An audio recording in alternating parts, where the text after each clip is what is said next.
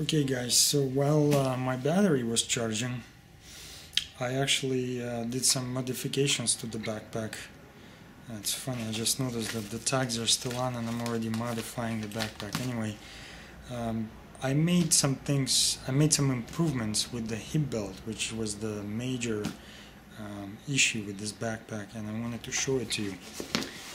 Here's what it looks like now. I removed the hip belt, which was completely useless.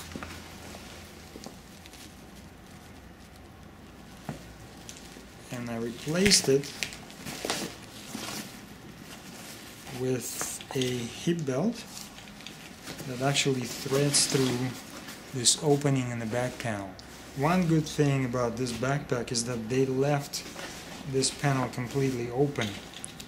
So it's fairly easy to put the aftermarket hip belt in and out of here. Right? Just thread it through, and here you go. If you remember what we were talking about in the beginning of the video when I was showing you the technical backpack, that a hip belt needs to be forming a loop around your waist without leaving any dead space, because dead space is not transferring the weight onto your hips, it's just a dead space. And this is where the hip belt was before, and this is where it is now. So all this dead space is now removed, and this new aftermarket hip belt can actually transfer the load onto your hips. One other thing I forgot to mention is that the original hip belt, this attachment point, was being blocked by the shoulder strap, so it was completely useless. Again, because the hip belt is attached right to the same point where the shoulder strap is attached, so they're interfering with operation. If this was installed here, there would be enough space to be able to mount something here, but since it was installed here, it was just not possible to install anything on this strap, on this attachment point, because of the strap. By the way, this hip belt is made by Think Tank. It's a photography gear company, and they make pretty good stuff. It's very comfortable, and as you can see, it also has attachment points, and the camera equipment that I need to attach will actually mount here easily. Okay, so that was the hip belt modification, and I think this is the major downside of this backpack, but thankfully they left this panel open and there is a way to make it work, which I just showed you how. Now, some of the things about this backpack are excellent, and this is the reason why I went to the extreme of cutting off the hip belt, because I still think it's very good, usable piece of gear that I'm going to try to put to use. The one thing they got right are the shoulder straps. Number one feature that I want, obviously, is the comfort. So they need to be contoured. These shoulder straps are nicely contoured. And number two is the D-rings. As a photographer, I want to have D-rings so I can attach my camera to these. And the third point, I need attachment points for my GPS. It always amazes me watching guys reviewing backpacks, and you see them pulling out their gear out of the backpack, and one of the things that come out of there is a GPS. GPS doesn't work very well. GPS receivers don't work inside the backpack really well unless you have an external antenna. You really need to have them outside.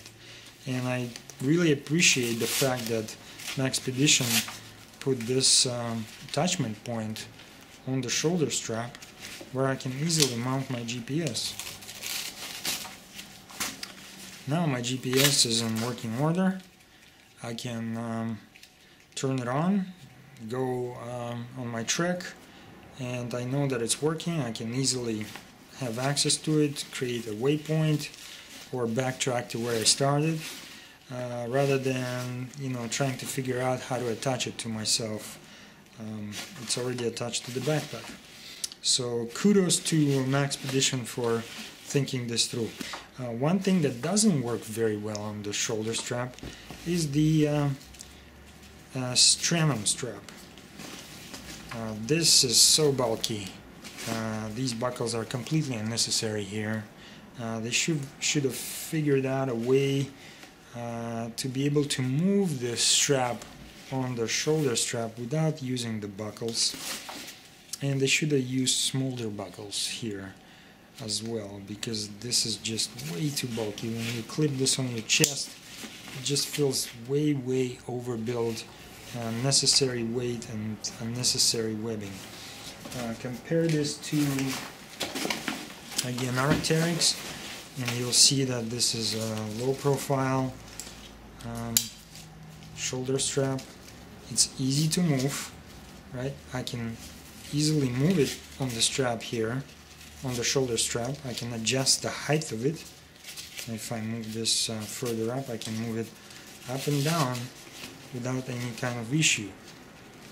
You cannot do that with Maxpedition. You have to undo the buckle here and then move this up here or there. I understand that they wanted to have this webbing running through, but they should have created a different attachment point, such as here.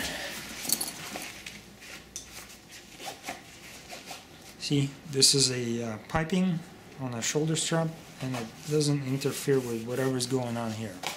This is the kind of sternum strap I'm looking for. One other thing I would like to see changed is the type of webbing attachment points that they've done. Look at the size of this webbing.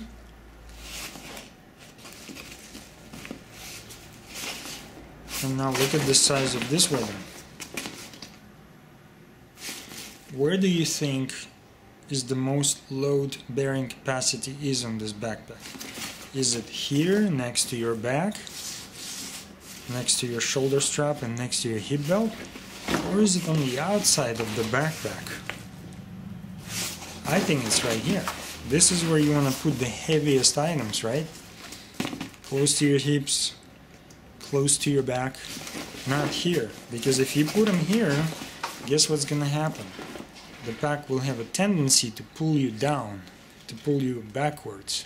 You don't want that. You want everything to be next to your center of gravity, which is your spine, your hips, not here.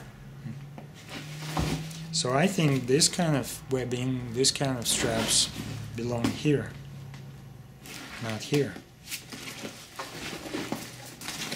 Okay guys, and the final point I'd like to make is about the hydration port on the top of the backpack. This port is way too big, and the flap is overbuilt. There's absolutely no reason to have this kind of material, thick material, for a hydration port. This is just way bulky. Your hand gets stuck on this thing all the time, and when you do have a hose, it's not gonna cover this properly. There's a lot easier way of doing this, and once again, let's take a look at Arc'teryx or any other technical backpack. They just make a little slid that's stitched, and the hydration tube fits right through it. And that's it, guys. I hope you enjoyed the video, and I hope that you can find my modifications helpful. Thanks for watching. See you. Bye bye.